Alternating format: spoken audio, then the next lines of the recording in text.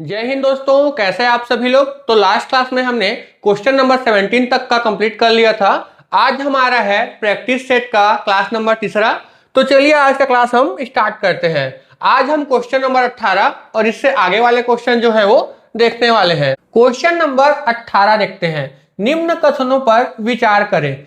10,000 रुपए की धनराशि पर 5% वार्षिक ब्याज की दर से 2 वर्ष के लिए चक्रवृद्धि ब्याज तथा साधारण ब्याज का अंतर 35 रुपए होगा। क्यू में बोला गया है 6,000 रुपए की धनराशि पर 10% वार्षिक दर से 2 वर्ष के लिए चक्रवृद्धि ब्याज तथा साधारण ब्याज का अंतर 60 रुपए होगा। तो देखो ये क्वेश्चन आपका 2 वर्ष के लिए चक्रवृद्धि ब्याज और साधारण ब्याज इनके अंतर वाला क्वेश्चन है। मतलब यहाँ पे आपको 2 वर्ष के लिए चक्रवृद्धि ब्याज मतलब CI और यहाँ पे साधारण ब्याज मतलब SI इसका अंतर पूछा जाता है। ठीक, तो चलिए हम देखते हैं कि हम 2 वर्ष के लिए CI और SI का अंतर कैसे निकालते हैं। तो इसका अंतर निकालने का फॉर्मूला आपका बहुत ही आसान होता है।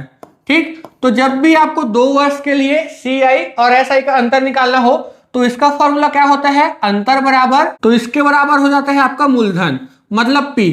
फिर आप क्या करना, देखो हमको 2 वर्ष के लिए CI और SI का अंतर निकालना है। तो आप 2 वर्ष से याद रखना, आपका जो यहाँ पे दर का परसेंटेज दिया रहेगा उसको यहाँ पे आप 2 बार गुणा कर देना, मतलब R% इंटू R%। क्लियर। तो ये आपका 2 वर्ष के लिए CI और SI का अंतर निकालने का फॉर्मूला जो है वो रेडी हो जाता है। क्लियर, समझ में आया। तो 2 वर्ष के लिए CI और SI का अंतर का फॉर्मूला क्या बन जाता है, अंतर बराबर मूलधन गुणा जो भी आपको दर का परसेंट दिया रहेगा उसको आप यहाँ पे 2 बार गुणा कर देना। ठीक, समझ में आया। अब हम इसको सॉल्व करते हैं। देखो हमको मूलधन कितना दिया गया है, 10,000 रुपए। तो ये हो गया हमारा मूलधन गुणा, फिर हम यहाँ पे 2 बार दर का गुणा करते हैं तो हमारा दर का परसेंटेज कितना है, 5%। तो ये हो गया एक बार गुणा, ये हो गया दूसरे बार गुणा। ठीक है, फिर इसको आगे सॉल्व करते हैं। ये हो जाएगा आपका 10,000। अब देखो ये जो परसेंट है जब मैं इसको हटाऊंगा तो क्या हो जाएगा, बटा 100। ठीक है, तो ये परसेंट को हटा के क्या हो जाएगा, बटा 100। सेम यहां भी क्या हो जाएगा, परसेंट हटेगा तो बटा 100। इसको आगे सॉल्व कर लो, ये 2 जीरो से ये 2 जीरो कैंसल, ये 2 जीरो से ये 2 जीरो कैंसल, तो हमारा अंतर मतलब D कितना आएगा, ये आएगा हमारा 5 पंचे 25 रुपए। क्लियर, समझ में आया। तो ये है आपका फाइनल आंसर। इसका मतलब 10,000 रुपए की धनराशि पर 5% वार्षिक दर से 2 वर्ष के CI और SI का अंतर कितना होगा आपका, 25 रुपए। बट हमको यहाँ पे कितना दिया गया है, 35 रुपए, जो कि आपका गलत हो जाएगा। मतलब कथन P हमारा क्या है, गलत है। अब हम देखते हैं Q को। Q में क्या बोले हैं, 6,000 रुपए की धनराशि पर। ठीक, तो चलो हम इसको सीधा सॉल्व करते हैं। तो हमारा D बराबर क्या होता है, मूलधन। मूलधन कितना है, 6,000 रुपए। फिर ये 2 वर्ष के लिए CI और SI का अंतर है। तो आप 2 वर्ष से याद रखना, हमारा जो दर का परसेंटेज रहेगा उसको हम यहाँ पे 2 बार गुणा करते हैं। तो यहाँ पे दर का परसेंटेज कितना है, 10%। तो ये हो गया एक बार गुणा, ये हो गया आपका 2 बार गुणा। ठीक है, ये कितना हो जाएगा आपका 6,000 गुणा 10 बटा कितना हो जाएगा, 100। जब मैं परसेंट को हटाऊंगा तो क्या हो जाता है, बटा 100। ठीक, और ये भी क्या हो जाएगा आपका 10 बटा 100। तो ये 2 जीरो से ये 2 जीरो कैंसल, ये 2 जीरो से ये 2 जीरो कैंसल। ठीक, कितना आएगा, ये 60 रुपए। क्लियर, समझ में आया। तो इनका अंतर कितना आ जाएगा, 60 रुपए, और यही है आपका फाइनल आंसर। मतलब 6,000 रुपए की धनराशि पर 10% वार्षिक दर से 2 वर्ष के लिए CI और SI का अंतर कितना हो जाएगा आपका, 60 रुपए। और हमको क्वेश्चन में भी यही दिया गया है। मतलब ये Q वाला कथन आपका बिल्कुल सही है। मतलब P गलत हो जाएगा आपका, Q सही हो जाएगा। तो कौन सा ऑप्शन सही हो जाएगा, ऑप्शन नंबर A, P गलत लेकिन Q सही है। क्लियर, समझ में आया। तो ये आपका व्यापम का बहुत ही फेवरेट क्वेश्चन है जिसमें 2 वर्ष के लिए CI और SI का अंतर पूछा जाता है। और एक और क्वेश्चन आपसे पूछा जाता है जिसमें 3 वर्ष के लिए CI और SI का अंतर पूछा जाता है। तो 3 वर्ष वाला क्वेश्चन हमारा अगला क्वेश्चन रहेगा। ठीक, तो ये 2 वर्ष वाला आपको समझ में आया। जब 2 वर्ष के लिए CI और SI का अंतर निकालना हो तो कौन सा फॉर्मूला यूज करते हैं हम? अंतर बराबर मूलधन गुणा 2 बार दर का यहाँ पे क्या हो जाएगा? गुणा हो जाएगा। क्लियर? समझ में आया? आगे बढ़े। इस क्वेश्चन में मैंने 3 वर्ष के लिए CI और SI का अंतर वाला क्वेश्चन जो है वो यहाँ पे रखा है। तो ये दोनों क्वेश्चन आपका व्यापम का बहुत ही फेवरेट क्वेश्चन है, तो इसको आप बहुत ही ध्यान से समझना। ठीक, क्वेश्चन नंबर 19 देखते हैं। बोला गया है एक निश्चित धन राशि पर 5% वार्षिक दर से 3 वर्ष के लिए साधारण ब्याज तथा चक्रवृद्धि ब्याज के बीच का अंतर 122 रुपए है, वह राशि ज्ञात कीजिए। वह राशि मतलब हमसे मूलधन पूछा गया है कि इसका मूलधन कितना होगा। 3 वर्ष के लिए ये आपका साधारण ब्याज मतलब SI और ये चक्रवृद्धि ब्याज मतलब CI, इसका अंतर कैसे निकालते हैं इसको देखते हैं। तो इसको आप ध्यान से देखना। तो इसका फॉर्मूला क्या होता है? अंतर। अंतर मतलब डिफरेंस बराबर क्या हो जाएगा आपका? मूलधन। और हम 2 वर्ष के लिए कैसे निकालते थे? जब 2 वर्ष का अंतर बोलता था तो हम दर को 2 बार गुणा करते थे, मतलब R% गुणा R%। तो यहां तक तो हम 2 वर्ष का जब अंतर बोलता था तब करते थे, ठीक है। बट यहाँ पे हमको 3 वर्ष के लिए बोला गया है, मतलब ये 2 वर्ष हो गया। अब यहाँ पे 1 वर्ष और बचा, तो अगले वर्ष के लिए आप क्या करना? आप गुणा करना। चूंकि ये तीसरा वर्ष के लिए है तो तीसरे वर्ष से आप याद रखना, जो यहाँ पे आप दर का गुणा करोगे उसमें आप 300 ऐड कर देना, ठीक है। मतलब लास्ट वाले ईयर के लिए आप क्या करना? R + 300। क्लियर? समझ में आया? तो 3 वर्ष के लिए CI और SI का अंतर कैसे निकालते हैं? अंतर बराबर मूलधन गुणा 2 बार दर का गुणा करेंगे। बट यहाँ पे जो चेंजेस आएगा वो तीसरे साल के लिए रहेगा, और तीसरे साल के लिए हमको किसका गुणा करना पड़ेगा? हमारा जो यहाँ पे दर रहता है उसमें आप 300 ऐड कर देना। तो इसको एक ट्रिक से याद करना। आखिरी साल कौन सा है आपका? तीसरा साल, ठीक है। ये आपका 3rd ईयर के लिए है, तो 3rd से याद रखना प्लस 300 करना है। क्लियर? समझ में आया? तो चलो इसको हम सॉल्व करते हैं। तो देखो हमको यहाँ पे अंतर कितना दिया गया है? 122 रुपए, ठीक है। अंतर बराबर कितना हो जाएगा? 122 रुपए। मूलधन क्या है हमको वो निकालना है, तो मैं इसको P लिख देता हूं, ठीक है। और हमारा दर का परसेंटेज कितना है? 5%, ठीक है, 5%। और मैं ये परसेंट को हटाऊंगा तो क्या हो जाएगा? बटा 100, ठीक। फिर गुणा 5%, मतलब फिर से हो जाएगा आपका 5/100 गुणा ये कितना हो जाएगा आपका? R मतलब कितना है वो? 5%, तो 5 + 300%, ठीक है। और जब मैं ये परसेंट को हटाऊंगा तो क्या हो जाएगा? बटा 100, ठीक। तो इसको हम सॉल्व करते हैं। तो ये कितना हो जाएगा आपका? P, ये 5 एकम 5, ये इसको 20 बार में काट देगा, ये 5 इसको 20 बार में काट देगा, तो ये कितना हो जाएगा? 1/20 गुणा 1/20 गुणा ये कितना हो जाएगा आपका? 305 बटा कितना हो जाएगा? 100। अब इसको भी कटा लो, 5 छक्को 30, 5 एकम 5, और ये जाएगा 5 से 20 बार में। अब और क्या कटेगा? ये 61 एकम 61, 61 दूनी 122। तो यहां से हमको P बराबर कितना मिलेगा? देखो यहाँ पे कितना है? 2, और यहाँ पे कितना बचा? 20 गुना 20 गुना 20, मतलब 2 दूनी 4, 4 दूनी 8, मतलब यहाँ पे कितना बचा है आपका? 8000। तो ये 8000 इधर आके 2 से गुणा हो जाएगा, मतलब 2 गुणा 8000। तो हमारा P मतलब मूलधन कितना आएगा? 8 दूनी 16000। तो ये है हमारा फाइनल आंसर। क्लियर? समझ में आया? इसका मतलब वह राशि कितनी होगी? 16000 रुपए, जो कि है आपका option number A, 16000 is the right answer. Clear? समझ में आया? तो अगर आपको CI और SI का 2 वर्ष के लिए अंतर बोला जाएगा तो आप क्या करना? अंतर बराबर मूलधन, और यहाँ पे आपको जो दर का परसेंटेज दिया रहेगा उसको यहाँ पे 2 बार गुणा कर देना। तो यहां तक आपका क्या हो जाएगा? 2 वर्ष वाला अंतर, ठीक। यहाँ पे आपका क्या हो जाएगा? 2 वर्ष वाला अंतर। और जब बात करते हैं हम 3 वर्ष के लिए, तो तीसरे वर्ष आप क्या करना? आपका जो भी दर रहेगा उसमें आप 300 ऐड कर देना, मतलब R + 300, और ये हो जाएगा आपका परसेंटेज। फिर आपका 3 वर्ष के लिए CI और SI का भी अंतर जो है वो निकल जाएगा। क्लियर? समझ में आया? आगे बढ़े।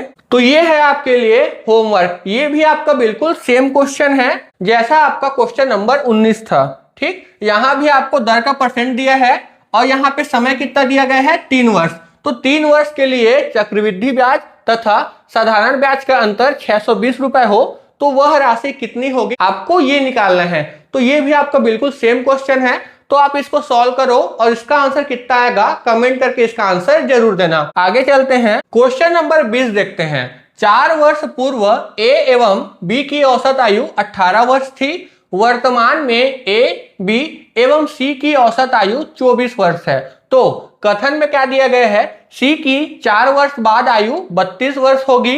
कारण में क्या दिया गया है, क्योंकि सी की वर्तमान आयु 26 वर्ष है। तो चलिए इसको हम सॉल्व करते हैं। तो इस क्वेश्चन को सॉल्व करने से पहले आप एक चीज याद रखना, जब भी हम आयु वाले क्वेश्चंस का गणना करते हैं तब हम हमेशा वर्तमान आयु के अनुसार ही कैलकुलेट करते हैं। ठीक है, तो हम यहाँ भी वर्तमान के अनुसार ही कैलकुलेट करेंगे। ठीक, सबसे पहले हमको क्या दिया गया है, 4 वर्ष पूर्व ए एवं बी की औसत आयु 18 वर्ष थी। तो देखो यहाँ पे बोला है पूर्व, मतलब 4 साल पहले इनकी औसत आयु 18 वर्ष थी। बट मैंने आपको बताया हम आयु वाले क्वेश्चन का कैलकुलेशन हमेशा वर्तमान के अनुसार करेंगे। तो सबसे पहले हम क्या करेंगे, ए एवं बी की वर्तमान कुल आयु निकाल लेंगे। वर्तमान कुल आयु निकाल लेंगे। और कुल आयु कैसे निकलेगा, देखो औसत बराबर क्या होता है, औसत बराबर होता है आपका आंकड़ों का योग बटा क्या होता है आपका आंकड़ों की संख्या। तो अगर मुझे आंकड़ों का योग निकालना है तो योग बराबर क्या हो जाएगा आपका औसत, और ये जो संख्या है वो इधर आके क्या हो जाएगा गुणा, मतलब औसत गुणा क्या हो जाएगा आपका आंकड़ों की संख्या। क्लियर, तो हम आंकड़ों का कुल योग कैसे निकालते हैं, औसत गुणा आंकड़ों की संख्या। तो सेम हम यहां भी करेंगे, हमको ए एवं बी की वर्तमान कुल आयु निकालना है। तो ये कैसे निकलेगा, औसत, और इनका औसत कितना है 18 वर्ष, तो ये हो गया औसत। ठीक है, फिर हम क्या करते हैं गुणा, गुणा किससे करते हैं, आंकड़ों की संख्या। तो यहाँ पे 2 लोग हैं ए और बी, तो ये संख्या कितना हो जाएगा 2, तो हम यहाँ पे गुणा करेंगे 2 से। ठीक, ये समझ में आया। बट हम इनका वर्तमान कुल आयु निकाल रहे हैं, बट जब हम औसत का यहाँ पे गुणा किए हैं तो ये 4 वर्ष पूर्व का है। इसका मतलब ये जो हमारा निकलेगा वो 4 वर्ष पूर्व का ए और बी का कुल आयु निकलेगा। तो हमको तो इनका वर्तमान कुल आयु निकालना है। तो वर्तमान कुल आयु मतलब 4 वर्ष बाद, क्योंकि ये 4 वर्ष पहले का है, तो वर्तमान में आने के लिए क्या करना पड़ेगा, 4 वर्ष बाद। तो अगर हम 4 वर्ष बाद जाएंगे तो ए का भी आपका 4 वर्ष बढ़ जाएगा और बी का भी आपका 4 वर्ष बढ़ जाएगा। तो अगर मुझे इनका वर्तमान कुल आयु निकालना है तो ये हो जाएगा आपका औसत गुणा आंकड़ों की संख्या, प्लस क्या करूंगा, प्लस हो जाएगा आपका ए का 4 साल बढ़ेगा और बी का भी 4 साल बढ़ेगा, मतलब कितना वर्ष बढ़ जाएगा, यहाँ पे 8 वर्ष और बढ़ जाएगा। क्लियर, समझ में आया। मैंने यहाँ पे +8 क्यों किया, क्योंकि जो हमको औसत आयु दिया है वो 4 वर्ष पूर्व का था, बट हम हमेशा कैलकुलेशन किस में करते हैं, वर्तमान में करते हैं। तो अगर हम सिर्फ 18 गुणा 2 करेंगे तो जो इनका कुल आयु मिलेगा वो 4 वर्ष पूर्व का मिलेगा, बट हमको तो वर्तमान का कुल आयु निकालना है। तो वर्तमान का कुल आयु निकालने के लिए अगर ये 4 वर्ष पहले का है तो हमको 4 वर्ष बाद जाना पड़ेगा, तब जाके हम वर्तमान काल में आएंगे। तो इसका मतलब क्या हुआ, ए का भी आपका 4 वर्ष आयु बढ़ जाएगा और बी का भी आपका 4 वर्ष आयु बढ़ जाएगा। तो टोटल कितना बढ़ जाएगा, यहाँ पे 8 वर्ष। ठीक, अब समझ में आया। तो इनका कुल वर्तमान आयु कितना हो जाएगा, 18 दूनी 36 और 8 कितना हो जाएगा 44 वर्ष। क्लियर, समझ में आया। तो ए एवं बी मतलब ए प्लस बी का वर्तमान कुल आयु कितना हो जाएगा 44 वर्ष। ठीक, ये समझ में आया। अब हम चलते हैं आगे। आगे क्या बोला गया है, वर्तमान में ए, बी एवं सी की औसत आयु 24 वर्ष है। तो यहाँ पे हमको वर्तमान बोल दिया है, मतलब हमको कुछ एक्स्ट्रा वर्क नहीं करना। तो हम क्या करेंगे, यहां से ए, बी एवं सी की वर्तमान कुल आयु निकाल लेंगे, वर्तमान कुल आयु निकाल लेंगे। और ये कैसे निकलेगा आपका, औसत गुणा आंकड़ों की संख्या। तो इनका औसत कितना दिया गया है 24 वर्ष, तो ये क्या हो जाएगा औसत 24 गुणा क्या हो जाएगा, यहाँ पे कितने लोग हैं, 3 लोग हैं, ए, बी और सी, तो गुणा हो जाएगा आपका 3 से। तो इनका कुल आयु कितना हो जाएगा, मतलब A plus B plus C, इनका कुल आयु कितना हो जाएगा आपका 24 या 72 वर्ष। क्लियर, समझ में आया। तो हमको A और B का वर्तमान कुल आयु मिल गया और A, B और C इन तीनों का वर्तमान कुल आयु मिल गया। अब हम देखते हैं कि हमसे क्वेश्चन में क्या पूछा गया है। कथन में बोला है C की 4 वर्ष बाद आयु 32 वर्ष होगी। तो चलो इसको हम निकाल के देखते हैं। तो देखो ये इनका वर्तमान आयु है। तो अगर मैं ये मान लो आपका इक्वेशन 2 है और ये है आपका इक्वेशन 1, तो अगर मैं इक्वेशन 2 में से इक्वेशन 1 को माइनस कर दूंगा तो यहां भी A प्लस बी है, यहां भी A प्लस बी है, तो ये दोनों जो है वो कट जाएंगे। क्या बचेगा आपका C बराबर क्या हो जाएगा 72 माइनस क्या हो जाएगा आपका 44। क्लियर, समझे। मैंने यहां पे क्या किया, इक्वेशन 2 माइनस इक्वेशन 1। तो जब मैं ये करूंगा तो यहाँ पे A प्लस बी और A प्लस बी दोनों कॉमन है, तो दोनों क्या हो जाएंगे, कट जाएंगे। क्या बचेगा C।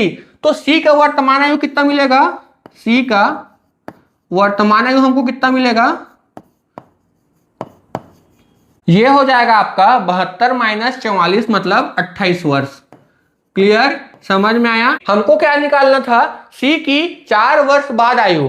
तो अगर वर्तमान आयु 28 वर्ष है तो 4 वर्ष बाद क्या हो जाएगा, इसमें प्लस 4 कर दो, ये हो जाएगा आपका 32 वर्ष।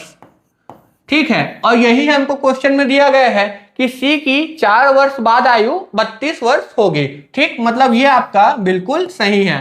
तो कथन आपका क्या हो जाएगा, सही हो जाएगा। कारण देखते हैं, क्योंकि C की वर्तमान आयु 26 वर्ष है, तो ये हो जाएगा आपका गलत, क्योंकि C की वर्तमान आयु 26 वर्ष नहीं है, कितनी है 28 वर्ष। तो ये क्या हो जाएगा आपका गलत। कितना वर्ष है उसका वर्तमान आयु 28 वर्ष। इसका मतलब कथन सही है और कारण गलत है।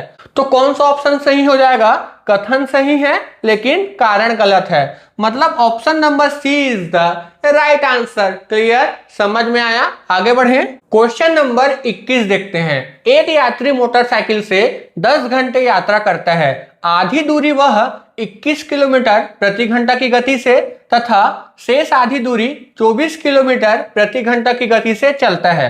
तो कथन में क्या दिया गया है, तय की गई कुल दूरी 224 किलोमीटर होगी। कारण में क्या दिया गया है, तय की गई कुल दूरी चाल और समय के गुणनफल के बराबर होता है।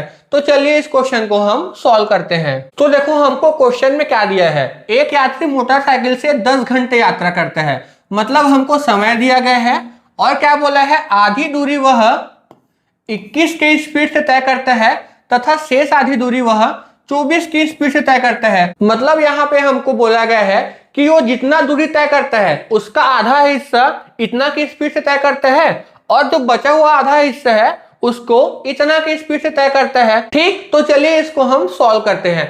तो मैं क्या करता हूं, मान लेता हूं दूरी बराबर है आपका 2d।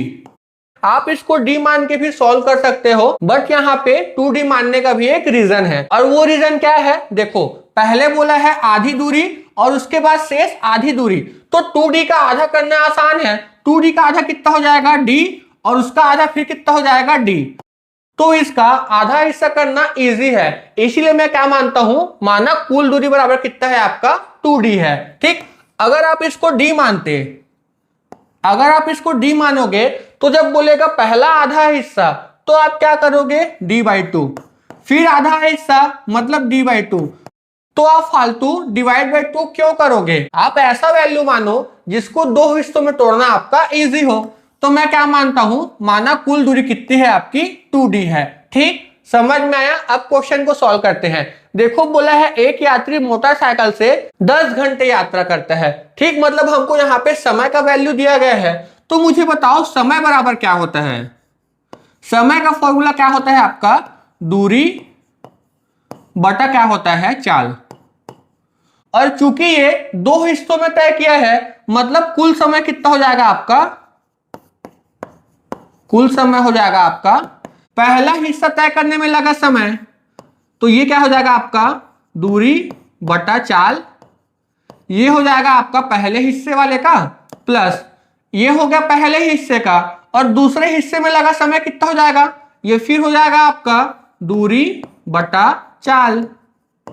ठीक है, ये हो जाएगा आपका दूसरे आधा दूरी को तय करने में लगा समय। क्लियर, समझ में आया? मैंने यहाँ पे कौन सा फॉर्मूला अप्लाई किया, हमको यहाँ पे समय दिया गया है 10 घंटा, इसीलिए मैंने यहाँ पे समय का फॉर्मूला यूज किया। समय बराबर क्या होता है, दूरी बटा चाल। बट हमको यहाँ पे क्वेश्चन में बोला है कि वो आधा दूरी इतना की स्पीड से तय करता है तथा शेष आधा दूरी इतना की स्पीड से तय करते हैं। मतलब जो ये उसका समय है वो दो अलग अलग दूरी को तय करने के बाद आया है। ठीक है, तो कुल समय कैसे निकलेगा हमारा, पहला दूरी तय करने में लगा समय, तो पहला का समय क्या हो जाएगा, दूरी बटा चाल। तो ये हो जाएगा पहला आधा दूरी तय करने में लगा समय प्लस दूसरा आधा दूरी तय करने में लगा समय। ठीक है, जब मैं दोनों को जोड़ूंगा तब जाके मेरा कुल समय मिलेगा। ठीक है, जो कि कितना दिया गया है, 10 घंटा। तो कुल समय का वैल्यू कितना दिया गया है हमको, 10 घंटा।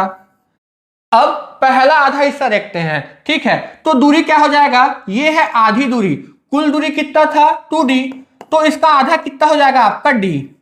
तो दूरी बराबर क्या हो जाएगा आपका d बटा पहले का चाल कितना है आपका 21 किलोमीटर प्रति घंटा, तो ये क्या हो जाएगा आपका d बटा 21। ठीक, ये हो गया आपका पहला आधा दूरी तय करने में लगा समय प्लस। अब दूसरे वाले का देखते हैं, ये भी आपका आधा दूरी है, मतलब 2d का आधा कितना हो जाएगा d, तो ये भी आपका क्या हो जाएगा d बटा इसका चाल कितना है 24 किलोमीटर प्रति घंटा, तो ये क्या हो जाएगा आपका बटा 24। क्लियर, समझ में आया? तो जब मैं दोनों को जोड़ूंगा तब मुझको कुल समय मिलेगा। ठीक, तो इसको सॉल्व कर लो, तो ये हो जाएगा 10 बराबर इसका हम त्रिछा गुणा करेंगे, तो ये क्या हो जाएगा आपका 24d, इसका गुणा इसके साथ हो गया, अब इसका गुणा इसके साथ करेंगे तो क्या हो जाएगा प्लस 21d, और नीचे वाले का आपस में गुणा हो जाता है, मतलब क्या हो जाएगा 21 गुना 24। सॉल्व कर लो इसको, कितना हो जाएगा ये 10 बराबर ये कितना हो जाएगा आपका 45 बटा क्या हो जाएगा 21 24। इसको आप यहां पे कैलकुलेट मत करना क्योंकि ये आगे जाके कटता है, इसीलिए इसको लास्ट में मल्टीप्लाई करना। कटा लो इसको, ये 3 से जाएगा आपका 15 बार में, 3 से जाएगा 7 बार में, 3 से जाएगा 5 बार में, 3 से जाएगा आपका 8 बार में, और ये 5 से जाएगा आपका 2 बार में। तो यहाँ पे क्या बचेगा आपका d बराबर क्या हो जाएगा, यहाँ पे कितना बचा 2, और इनका गुणा कितना हो जाएगा 7 अट्ठे 56, और ये 56 इधर आके 2 से गुणा हो जाएगा, मतलब d बराबर कितना हो जाएगा 2 गुना 56, मतलब कितना आएगा आपका 112 किलोमीटर। क्लियर, समझ में आया? तो हमको d का वैल्यू कितना मिलेगा, d बराबर मिलेगा हमको 112 किलोमीटर। बट ये हमारा कुल दूरी नहीं है, हमने कुल दूरी कितना लिया था, हमने कुल दूरी कितना लिया था, हमने लिया था 2d। ठीक है, तो कुल दूरी कितना हो जाएगा आपका, d का वैल्यू कितना है 112 किलोमीटर, तो ये हो जाएगा 2 गुना 112 किलोमीटर, मतलब कितना हो जाएगा आपका 224 किलोमीटर। क्लियर, समझ में आया? मतलब कुल दूरी कितना हो जाएगा 224 किलोमीटर, और हमको क्वेश्चन में भी यही दिया गया है कि तय की गई कुल दूरी 224 किलोमीटर होगी, मतलब कथन आपका बिल्कुल सही है। अब देखते हैं कारण। कारण में क्या बोला गया है, तय की गई दूरी चाल और समय के गुणनफल के बराबर होता है, तो ये भी आपका बिल्कुल सही है। दूरी बराबर क्या होता है, दूरी बराबर होता है चाल गुना समय,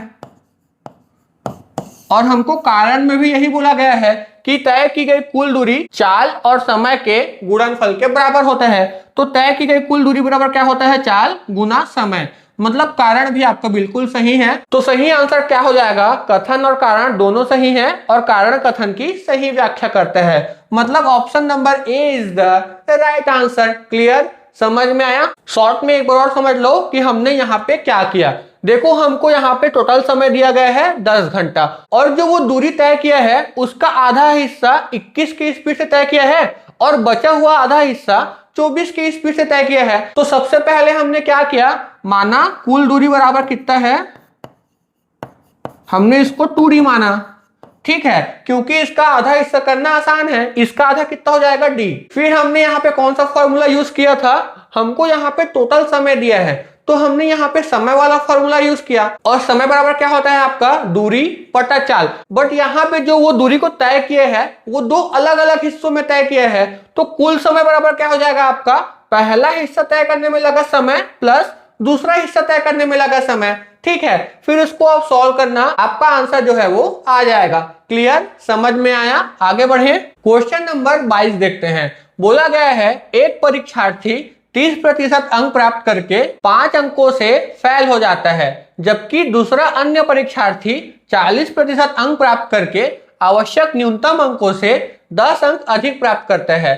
तो निम्न कथनों पर विचार करें। परीक्षा के कुल अंक 120 थे, उत्तीर्ण होने के लिए आवश्यक न्यूनतम अंक 50 थे, पहले विद्यार्थी के प्राप्तांक 45 थे। तो चलो इसको हम सॉल्व करते हैं। हमको क्या बोला है, एक परीक्षार्थी 30% अंक प्राप्त करके 5 अंकों से फेल हो जाता है। मतलब कोई एक विद्यार्थी है, जब वो 30% नंबर पाता है तो वो 5 नंबर से फेल हो जाता है। फिर आगे बोला है जबकि दूसरा अन्य परीक्षार्थी 40% अंक प्राप्त करके आवश्यक न्यूनतम अंकों से 10 अंक अधिक प्राप्त करता है। मतलब कोई एक दूसरा स्टूडेंट है, जब वो 40% नंबर पाया है तो जितना नंबर पास होने के लिए चाहिए था उससे 10 नंबर अधिक पाता है। ठीक, क्वेश्चन में हमको यही दिया गया है। अब आगे देखो, ये है 30%, ये है 40%, दोनों का अंतर कितना है, 10% का। ठीक है, ये है 30%, ये है 40%, दोनों का अंतर कितना है, 10%। और इनके नंबर में कितना अंतर आ रहा है, देखो पहले 5 नंबर से फेल हो रहा था, मतलब -5, और यहाँ पे 10 नंबर एक्स्ट्रा ला रहा है, तो दोनों का डिफरेंस कितना हो जाएगा, इनका डिफरेंस हो जाएगा आपका 15 नंबर। क्लियर, समझ में आया? मतलब ये जो आपका 10% है उसका वैल्यू कितना हो जाएगा, 15 नंबर, क्योंकि परसेंटेज में कितना वृद्धि हुआ है यहाँ पे 10% का। और अगर हम बात करें नंबर में कितना वृद्धि हुआ है तो -5 से +10 हुआ है, तो इनका डिफरेंस कितना हो जाएगा आपका 15। इसका मतलब ये 10% का वैल्यू कितना हो जाएगा आपका 15 नंबर। क्लियर, समझ में आया? तो अब हम यहाँ पे लगाएंगे रेशियो मेथड। देखो ये जो 15 नंबर है इसका परसेंटेज में कितना वैल्यू है, 10%। तो ये 15 नंबर जिसका वैल्यू होता है उसको हम डिवाइड करते हैं, तो ये 10% का वैल्यू है तो डिवाइड बाय कर देंगे हम 10%। फिर हम करते हैं गुणा, और गुणा किससे करते हैं, जिसका वैल्यू हमको निकालना होता है। तो हमको क्या निकालना है, यहाँ पे परीक्षा के कुल अंक 120 थे। तो आपको तो ये पता होगा कि किसी भी एग्जाम का मैक्सिमम नंबर मतलब अधिकतम नंबर कितना होता है, हमेशा 100%। तो यहाँ पे हमको 100% का वैल्यू निकालना है, क्योंकि किसी भी परीक्षा का अधिकतम कुल अंक कितना होता है, 100%। ठीक, तो यहाँ पे गुणा कर दो 100% से परसेंट कट जाएगा, ये 0 से ये 0 कट जाएगा, कितना हो जाएगा 15 गुना 10 मतलब 150 नंबर। और ये है आपका फाइनल आंसर। इसका मतलब परीक्षा के कुल अंक कितने थे, 150, बट यहाँ पे हमको कितना दिया गया है, 120 दिया गया है। तो ये कथन आपका क्या हो जाएगा, गलत हो जाएगा। क्लियर, समझ में आया? एक बार और देख लो कि हमने यहाँ पे क्या किया, क्योंकि ऐसा क्वेश्चन आपका बार बार पूछा जाता है। देखो हमको बोला है कोई एक स्टूडेंट जब 30% नंबर पाता है तो वो 5 नंबर से फेल हो जाता है। कोई एक और स्टूडेंट है, जब वो 40% नंबर पाता है तो जितना नंबर पास होने के लिए चाहिए था उससे वो 10 नंबर अतिरिक्त पाता है। ठीक है, तो हमने यहाँ पे क्या किया, देखो पहले था 30% और ये है 40%, तो परसेंटेज में कितना वृद्धि हो रहा है, यहाँ पे 10% का वृद्धि हो रहा है। और जब मैं बात करूं नंबर में, तो नंबर में कितना वृद्धि हो रहा है, 15। इसका मतलब जब मैं बात करूं नंबर में तो 15 नंबर का वृद्धि हो रहा है। इसका मतलब है 10% का एक्चुअल वैल्यू कितना है, 15 नंबर है। क्लियर, समझ में आया? फिर हम क्या लगाए हैं यहाँ पे, रेशियो मेथड। ये 15 नंबर 10% का वैल्यू है, तो 15 नंबर डिवाइड बाय क्या किया हमने, 10%। फिर हमको जिसका वैल्यू निकालना होता है उसका हम गुणा करते हैं। हमको परीक्षा का कुल अंक निकालना था, और किसी भी परीक्षा का कुल अंक हमेशा कितना होता है, 100% होता है। तो यहाँ पे गुणा कर दो आप 100% से, कितना आएगा, 150 नंबर। बट हमको यहाँ पे कितना दिया है, 120, तो ये हो जाएगा आपका गलत। ठीक, फिर अगला देखते हैं क्या बोला है, उत्तीर्ण होने के लिए आवश्यक न्यूनतम अंक 50 थे। तो चलो इसको भी हम सॉल्व करते हैं। देखो इसको आप दो तरीके से निकाल सकते हो, या तो आप पहले स्टूडेंट से निकाल सकते हो या फिर दूसरे स्टूडेंट से निकाल सकते हो। देखो हमको क्या निकालना है, उत्तीर्ण होने के लिए आवश्यक न्यूनतम अंक। तो ये कैसे निकलेगा, देखो ये 15 नंबर किसका वैल्यू है, 10% का वैल्यू है। तो 15 नंबर डिवाइड बाय क्या हो जाएगा 10%। तो अगर आप पहले विद्यार्थी से निकालोगे तो पहला विद्यार्थी कितना नंबर पाया है, यहाँ पे 30% नंबर पाया है, तो यहाँ पे मैं गुणा कर दूंगा 30% से। ठीक है, तो इसको गुणा करने से मुझे वो नंबर मिलेगा जितना पहला विद्यार्थी पाया है। ठीक है, बट जब वो इतना नंबर पाया है तो वो 5 नंबर से फेल हुआ है। तो अगर मैं इस नंबर में 5 नंबर को जोड़ दूंगा तो मुझे कितना नंबर पास होने के लिए चाहिए, ये मिल जाएगा। क्लियर, समझ में आया। हमने यहाँ पे क्या किया, 15 नंबर 10% का वैल्यू है, मैंने पहले विद्यार्थी का यहाँ पे नंबर निकाला, तो पहला विद्यार्थी कितना पाया है, 30% पाया है, तो मैंने यहाँ पे गुणा किया 30% का। बट यहाँ पे जितना नंबर मिलेगा उसको पाने पे वो 5 नंबर से फेल हुआ था, बट हमको यहाँ पे पास वाला निकालना है, तो हम क्या करेंगे, जितना नंबर मिलेगा उसमें हम क्या करेंगे, 5 नंबर जोड़ देंगे। तो ये कितना हो जाएगा, 10 इसको 3 बार में काट देगा, फिर ये कितना हो जाएगा, 15 तिया 45, और 45 प्लस 5 कितना हो जाएगा आपका 50 नंबर। इसका मतलब पासिंग नंबर कितना हो जाएगा, 50 नंबर। और हमको क्वेश्चन में भी यही दिया है कि आवश्यक न्यूनतम अंक 50 थे, मतलब क्यू वाला कथन आपका बिल्कुल सही है। अगला देखते हैं, आर में क्या बोला है, पहले विद्यार्थी के प्राप्तांक 45 थे। तो देखो पहला विद्यार्थी का ये नंबर है, ठीक है, तो पहला विद्यार्थी का नंबर कितना है, 45 नंबर, और हमको क्वेश्चन में भी यही दिया गया है कि पहले विद्यार्थी के प्राप्तांक कितने हैं, 45 है। क्लियर, समझ में आया। कैसे निकाला हमने इसको पूरा देख लो। ठीक है, ये 15 नंबर 10% का वैल्यू है, पहले विद्यार्थी का निकालना है, मतलब 30% का वैल्यू निकालना है, तो ये 10 इसको 3 बार में काट देगा, 15 तिया 45 नंबर। ठीक है, ये हो जाएगा आपका पहले विद्यार्थी का नंबर। अगर आपको बोलता दूसरे विद्यार्थी का नंबर, तो हम दूसरे का नंबर कैसे निकालते हैं, ये 15 नंबर 10% का वैल्यू है, दूसरा विद्यार्थी कितना पाया है, 40%, तो गुणा कर देते हैं हम 40% से, 10 इसको 4 बार में काट देगा, 15 चौक 60 नंबर। मतलब अगर दूसरे विद्यार्थी का पूछता तो कितना हो जाता, वो 60 नंबर हो जाता। क्लियर, समझ में आया। तो पहले विद्यार्थी का कितना नंबर हो जाएगा, 45 नंबर हो जाएगा। आप इसको डायरेक्ट भी निकाल सकते थे, और वो कैसे निकलता, देखो हमने यहाँ पे पास होने के लिए कितना नंबर चाहिए था, ये निकाला, कितना नंबर चाहिए था, 50 नंबर चाहिए था। तो देखो पहला विद्यार्थी जो है वो 5 अंकों से फेल हुआ है, तो वो कितना पाया होगा, जब पासिंग नंबर 50 नंबर है तो इससे 5 नंबर कम पाया है, मतलब कितना पाएगा वो 45 नंबर। और अगर हम बात करते हैं दूसरे विद्यार्थी का, तो वो जितना नंबर पास होने के लिए चाहिए था उससे 10 नंबर अतिरिक्त पाया है, तो वो कितना पाएगा, 50 प्लस 10। दूसरा विद्यार्थी कितना पाता आपका, वो पाता आपका 60 नंबर। क्लियर, समझ में आया। बट मैंने आपको समझाने के लिए ये रेशियो मेथड भी यहाँ पे अप्लाई करके बता दिया। क्लियर, समझ में आया। मतलब पी गलत है, क्यू और आर सही है, तो कौन सा ऑप्शन सही हो जाएगा आपका, क्यू और आर सही है लेकिन पी गलत है, मतलब option number D is the right answer. Clear, समझ में आया। आगे बढ़े, क्वेश्चन नंबर 23 देखते हैं। निम्न कथनों के उत्तर दें। कितनी धनराशि 6 वर्ष में 4% वार्षिक साधारण ब्याज की दर से 496 रुपए हो जाएगी। तो चलो इसको हम सॉल्व करते हैं। देखो हो जाएगी मतलब क्या है, ये मिश्र धन है, मतलब ये 496 रुपए आपका क्या है, मिश्र धन है। और मिश्र धन का परसेंटेज में कितना वैल्यू होता है, ये होता है मूलधन। मूलधन मतलब 100% प्लस क्या होता है आपका ब्याज। तो देखो 1 साल का 4%, तो 6 साल का कितना ब्याज हो जाएगा आपका, 6 चौक 24%। ठीक है, तो मिश्र धन का परसेंटेज में कितना वैल्यू हो जाएगा आपका 124%। तो हम यहाँ पे क्या अप्लाई करेंगे, रेशियो मेथड। तो ये 496 रुपए 124% का वैल्यू है, तो इसको डिवाइड कर दो 124% से। ठीक, फिर हम करते हैं गुणा, और गुणा किससे करते हैं, जिसका वैल्यू हमको निकालना होता है। हमको क्या निकालना है, कितनी धनराशि, मतलब हमको मूलधन निकालना है, और मूलधन का परसेंटेज में कितना वैल्यू होता है, हमेशा 100% होता है, मतलब हमको 100% का वैल्यू निकालना है। तो यहाँ पे गुणा कर दो 100% से ये परसेंट कैंसल, 124 इसको 4 बार में काट देगा, तो हमारा मूलधन कितना हो जाएगा, 4 गुना 100 मतलब 400 रुपए। क्लियर, समझ में आया। मतलब वह राशि कितनी हो जाएगी, 400 रुपए हो जाएगी। क्लियर, समझ में आया। अब हम देखते हैं अगला। अगले में क्या बोला गया है, 450 रुपए की राशि के लिए साधारण ब्याज की 4.5% की दर से ब्याज के रूप में 81 रुपए प्राप्त करने के लिए कितना समय लगेगा।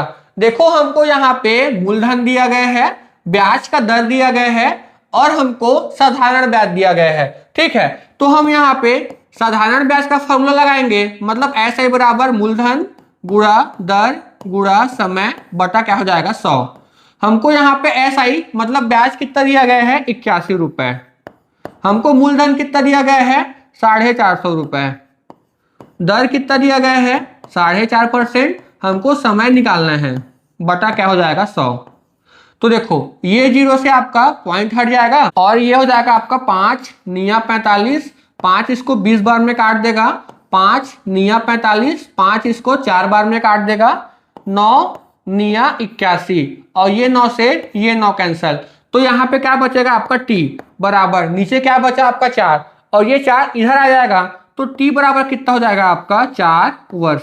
क्लियर, समझ में आया। तो हमारा समय कितना हो जाएगा 4 वर्ष, मतलब यहाँ पे मूलधन कितना हो जाएगा 400 रुपए और इसका समय कितना हो जाएगा 4 वर्ष। तो कौन सा ऑप्शन सही हो जाएगा 400 और 4 वर्ष, मतलब option number C is the right answer. Clear, समझ में आया। आगे बढ़े, क्वेश्चन नंबर 24 देखते हैं। एक व्यक्ति को पेट्रोल के 403 लीटर, डीजल के 465 लीटर तथा मोबिल ऑयल के 496 लीटर को एक दूसरे के साथ बिना मिलाए पूर्णतः समान माप के डिब्बों में इस प्रकार भरना है कि प्रत्येक डिब्बा पूर्णतः भर जाए। तो निम्न कथनों में से कौन सा कथन सही होगा। प्रत्येक डिब्बा का माप मतलब साइज 31 लीटर होगा, डिब्बों की कुल संख्या 44 होगी। तो चलिए इसको हम सॉल्व करते हैं। तो देखो बहुत से बच्चों को ये क्वेश्चन देखने के बाद समझ में ही नहीं आता कि हमको इस क्वेश्चन में करना क्या है। तो देखो आपको मैं जो समझा रहा हूं उसको आप बहुत ही ध्यान से समझना। हमारे पास 3 अलग अलग लिक्विड है, एक है आपका पेट्रोल, एक है आपका डीजल और एक है आपका मोबिल ऑयल। और पेट्रोल कितना है 403 लीटर, डीजल कितना है 465 लीटर और मोबिल ऑयल कितना है 496 लीटर। फिर आगे हमको क्या बोला था कि इनको एक दूसरे के साथ बिना मिलाए पूर्णतः समान माप के डिब्बों में इस प्रकार भरना है कि प्रत्येक डिब्बा पूर्णतः भर जाए।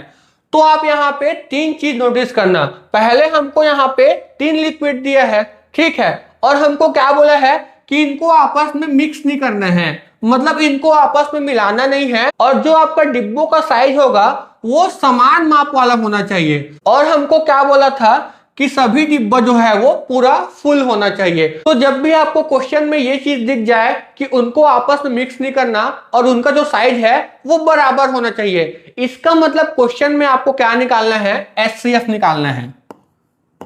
ठीक, जब भी आपको क्वेश्चन में ये चीज दिख जाए मतलब मिक्स नहीं करना है और उनका जो साइज होगा वो समान होना चाहिए। तो मेन आप ये 2 चीज देखना कि उनको आपस में मिक्स नहीं करना और उनका साइज जो है वो समान होगा।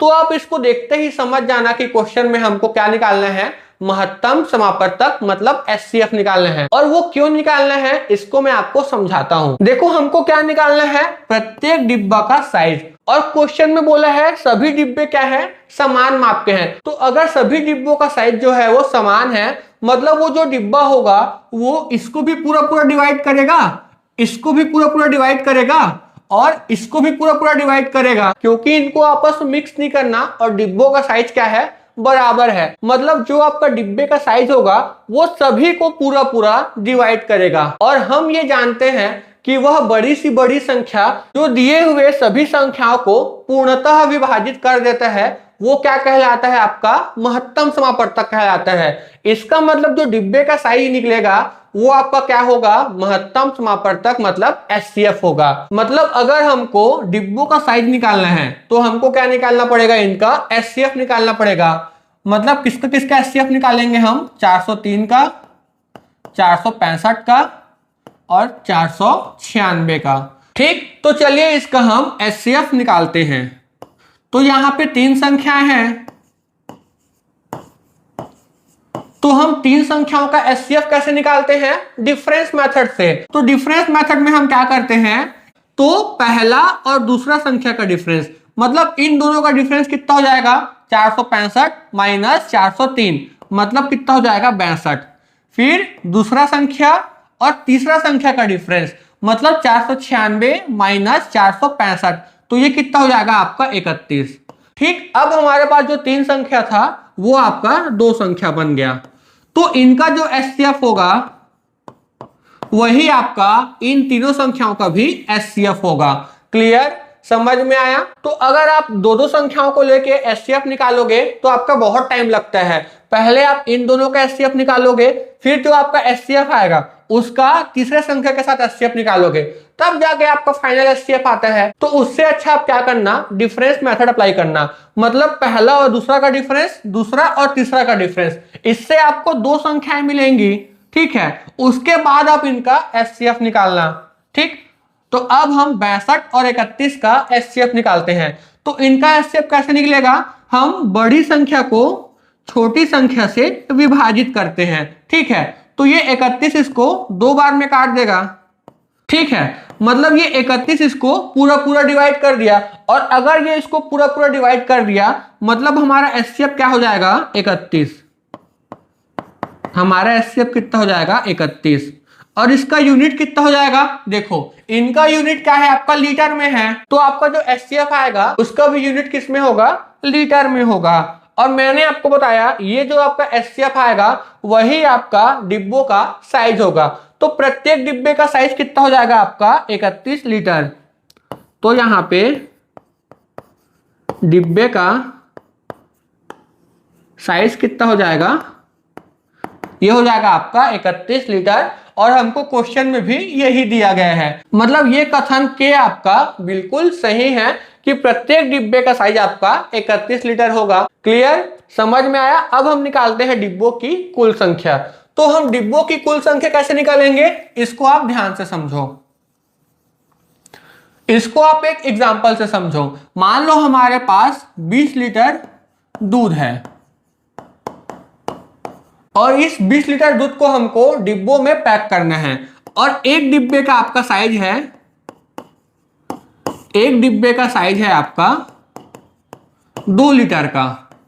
तो आप मुझे बताओ 20 लीटर दूध को पकड़ने के लिए मुझे टोटल कितने डिब्बों की जरूरत पड़ेगी। तो टोटल डिब्बा कैसे निकालते हैं हम, अगर मुझे निकालना है कि इस दूध को पकड़ने के लिए मुझे ऐसे कितने डिब्बों की जरूरत है, तो इसको हम कैसे निकालते हैं, टोटल डिब्बों की संख्या बराबर क्या हो जाएगा, हमारे पास टोटल कितना दूध है 20 लीटर, और आपका हर डिब्बे में कितना दूध आता है 2 लीटर। तो अगर मैं टोटल मिल्क डिवाइड बाय एक डिब्बे का साइज कर दूं, मतलब 2 लीटर कर दूं, तो टोटल कितना डिब्बा लगेगा मुझे ये मिल जाएगा। मतलब टोटल कितना डिब्बा लगेगा मुझे 10 डिब्बा लगेगा। मतलब टोटल डिब्बा कैसे निकाले हम, टोटल लिक्विड डिवाइड बाय एक डिब्बे का साइज। जब हम ऐसा करेंगे तब हमको टोटल कितना डिब्बा लगेगा ये निकल जाएगा। ठीक, सेम काम हम यहां भी करेंगे। देखो हमको निकालना है टोटल कितना डिब्बा लगेगा, मतलब टोटल डिब्बों की संख्या। तो ये कैसे निकलेगा, ऊपर में क्या रखेंगे हम, टोटल लिक्विड। तो टोटल लिक्विड कितना हो जाएगा आपका 403 litre plus 465 litre plus 496 litre. अगर मैं टोटल लिक्विड को डिवाइड कर दूं एक डिब्बे के साइज से, और एक डिब्बे का साइज कितना है 31 लीटर का, तो डिवाइड बाय अगर मैं कर दूं 31 लीटर से, तो मुझको टोटल कितना डिब्बा लगेगा ये मिल जाएगा। तो ये कितना हो जाएगा आपका 6 5 11 3 14, हाथ में आया 1 9 1 10 6 16, हाथ में आया 1 4 3 12, और एक कितना हो जाएगा आपका 13 बटा कितना हो जाएगा 31। तो 31 इसको 4 बार में काट देगा, कितना बचेगा 124। फिर ये 31 चौक 124, इसका मतलब टोटल कितना डिब्बा लगेगा, टोटल हमको लगेगा 44 डिब्बा। क्लियर, समझ में आया? तो ये है आपका फाइनल आंसर। मतलब डिब्बों की साइज आपका हो जाएगा 31 लीटर, और टोटल कितना डिब्बा हो जाएंगे 44 डिब्बे। तो ये भी आपका बिल्कुल सही है, मतलब के और एल दोनों सही हैं। तो कौन सा ऑप्शन सही हो जाएगा, ऑप्शन नंबर ए, के और एल दोनों सही है। क्लियर, समझ में आया? इसको एक बार और शॉर्ट में समझ लो। देखो हमको 3 अलग अलग लिक्विड दिया था और बोला था कि इनको आपस में मिक्स नहीं करना, और जो आपका डिब्बों का साइज होगा वो समान माप वाला होना चाहिए। इसका मतलब जो डिब्बे का साइज होगा वो सभी लिक्विड को पूरा पूरा डिवाइड करेगा, और हम जानते हैं कि वह बड़ी सी बड़ी संख्या जो दिए हुए सभी संख्याओं को पूर्णतः विभाजित करता है वो क्या कहलाता है, आपका एचसीएफ। मतलब जो आपका डिब्बों का साइज होगा वो क्या होगा, इन तीनों का एचसीएफ होगा। तो अगर मैं 403 लीटर, 465 लीटर और 496 लीटर इसका एचसीएफ निकाल लूंगा तो मुझे हर डिब्बे का साइज मिल जाएगा। ठीक, तो हमने तीनों का एचसीएफ निकाला, कितना आया 31। मतलब हर डिब्बे का साइज कितना हो जाएगा आपका 31 लीटर। फिर हमको क्या निकालना था, कुल डिब्बों की संख्या। तो कुल डिब्बों की संख्या कैसे निकलेगा, टोटल लिक्विड डिवाइड बाई एक डिब्बे का साइज। तो इसको आप कर लो, आपको टोटल कितना डिब्बा लगेगा ये मिल जाएगा। क्लियर, समझ में आया? आगे बढ़े, क्वेश्चन नंबर 25 देखते हैं। निम्न कथन को पढ़ें। एक बेईमान दुकानदार अपने सामान को लागत मूल्य पर बेचने का दावा करता है, लेकिन वह 1 किलो के बाट के स्थान पर गलत बाट का प्रयोग करता है। तो बताएं, यदि वह 1 किलो के बाट के स्थान पर 800 ग्राम का बाट प्रयोग करता है तो उसका लाभ प्रतिशत कितना होगा। यदि वह 1 किलो के बाट के स्थान पर 900 ग्राम का बाट प्रयोग करता है तो उसका लाभ प्रतिशत क्या होगा। तो ये बेईमान दुकानदार वाला क्वेश्चन है, इसमें हमको प्रॉफिट का परसेंटेज निकालना है। ठीक है, कि उसको आखिर कितना लाभ हो रहा है। तो देखो ये बेईमान दुकानदार वाला क्वेश्चन है, इसमें हमको प्रॉफिट का परसेंटेज निकालना है। तो प्रॉफिट का परसेंटेज कैसे निकलता है, अंश में आता है आपका दोनों वजन का अंतर, वजन का अंतर, इसको हम रखते हैं अंश में, और आपका हर में आता है एक्चुअल वजन जो आपको दुकानदार देता है। ठीक, समझ में आया? अंश में क्या आ जाएगा, दोनों वजनों का अंतर, बटा हर में क्या आता है, एक्चुअल वजन जो दुकानदार आपको देता है, इनटू क्या हो जाएगा आपका 100%। क्योंकि हम परसेंटेज निकाल रहे हैं इसलिए किससे गुणा होता है यहाँ पे 100% से। तो ये क्या है इसको हम समझते हैं। देखो हमको निकालना है प्रॉफिट परसेंट, हम अंश में क्या रखते हैं, वजन का अंतर। देखो उसको देना था 1 किलो, 1 किलो मतलब 1000 ग्राम, उसको 1000 ग्राम देना था, बट वो आपको कितना दे रहा है, 800 ग्राम दे रहा है। तो इनका वजन का अंतर कितना आ जाएगा, 1000 ग्राम माइनस 800 ग्राम, कितना आ जाएगा अंतर, 200 ग्राम का। ठीक है, तो अंश में क्या रखते हैं हम, दोनों वजनों का अंतर। तो दोनों वजनों का अंतर कितना आ जाएगा आपका 200 ग्राम। ठीक है, तो अंश में आ जाएगा आपका वजन का अंतर, बटा हर में क्या रखते हैं हम, एक्चुअल वजन जो दुकानदार आपको देता है। तो दुकानदार आपको एक्चुअली में दे कितना रहा है, दुकानदार आपको दे रहा है 800 ग्राम। ठीक है, तो हर में क्या रखेंगे, एक्चुअल वजन जो दुकानदार आपको देता है। तो दुकानदार कितना दे रहा है हमको, 800 ग्राम दे रहा है। ठीक, इंटू हो जाएगा 100%। तो ये 200 इसको 4 बार में काट देगा, 4 इसको 25 बार में काट देगा। तो प्रॉफिट का परसेंटेज कितना हो जाएगा, 25%। और यही है हमारा फाइनल आंसर। इसका मतलब इसका आंसर कितना हो जाएगा, 25%। ठीक है, मतलब अगर वो दुकानदार 1 किलो के बाट के स्थान पर 800 ग्राम का बाट यूज करेगा तो उसको 25% का लाभ होगा। क्लियर, समझ में आया? अब हम देखते हैं दूसरा वाला। तो इसका प्रॉफिट का परसेंटेज क्या हो जाएगा, देखो वो 1 किलो के स्थान पर 900 ग्राम का बाट प्रयोग कर रहा है, तो उसको 1000 ग्राम देना था, बट वो आपको कितना दे रहा है, 900 ग्राम दे रहा है। तो इनका अंतर कितना हो जाएगा, 1000 ग्राम माइनस 900 ग्राम, 100 ग्राम का अंतर है दोनों में। तो अंश में क्या आता है, दोनों वजनों का अंतर, तो कितना हो जाएगा वो 100 ग्राम, बटा हर में क्या रखते हैं हम, एक्चुअल वजन जो दुकानदार आपको देता है। तो यहाँ पे दुकानदार आपको कितना वजन दे रहा है, वो आपको एक्चुअली में 900 ग्राम दे रहा है। ठीक है, तो यहाँ पे हर में हो जाएगा 900 ग्राम इंटू क्या हो जाएगा 100%। ये 2 जीरो से ये 2 जीरो कैंसल, क्या हो जाएगा आपका 100 बटा 9%। तो 9 एकम 9, 9 एकम 9, कितना बचेगा 1, मतलब 1 बटा 9%। तो फाइनली कितना आएगा आपका 11 सही 1 बटा 9%। ठीक, तो दूसरे का आंसर कितना हो जाएगा, 11 सही 1 बटा 9%। क्लियर, समझ में आया? तो कौन सा ऑप्शन सही हो जाएगा आपका 25% और 11 सही 1 बटा 9%, मतलब option number C is the right answer. Clear, समझ में आया। तो बेईमान दुकानदार वाला क्वेश्चन भी आपके एग्जाम में बार बार पूछा जाता है, तो इसको भी आप बहुत ही अच्छे से समझना। हम बेईमान दुकानदार वाले में प्रॉफिट का परसेंटेज कैसे निकालते हैं, अंश में रखते हैं हम दोनों वजनों का अंतर, मतलब उसको देना कितना था और एक्चुअली में वो आपको दे कितना रहा है, दोनों का अंतर, वो हो जाएगा आपका अंश वाला वैल्यू। और हर में क्या रखते हैं, एक्चुअल वजन जो दुकानदार आपको दे रहा है। मतलब आप अगर कोई सामान 1 किलो लेने गए थे तो वो 1 किलो ना देके आपको कितना दे रहा है, 800 ग्राम दे रहा है। तो हर में क्या आ जाएगा, एक्चुअल वजन जो दुकानदार आपको देता है। तो ये आपका जो 800 ग्राम है वो आपका क्या हो जाएगा, हर में हो जाएगा। और चूंकि ये परसेंटेज निकालते हैं इसलिए हम किससे गुणा करते हैं, यहाँ पे 100% से गुणा करते हैं। आप सॉल्व करना, आपका आंसर आ जाएगा।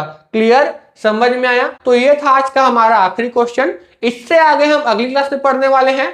तो अगर आपको ये क्लास अच्छा लगा होगा तो प्लीज वीडियो को लाइक करना, अपने दोस्तों के साथ शेयर करना और मेरे चैनल नूरेश क्लासेस को प्लीज सब्सक्राइब जरूर करना। मिलते हैं अगली क्लास में, तब तक के लिए जय हिंद, जय जोहार, जय छत्तीसगढ़।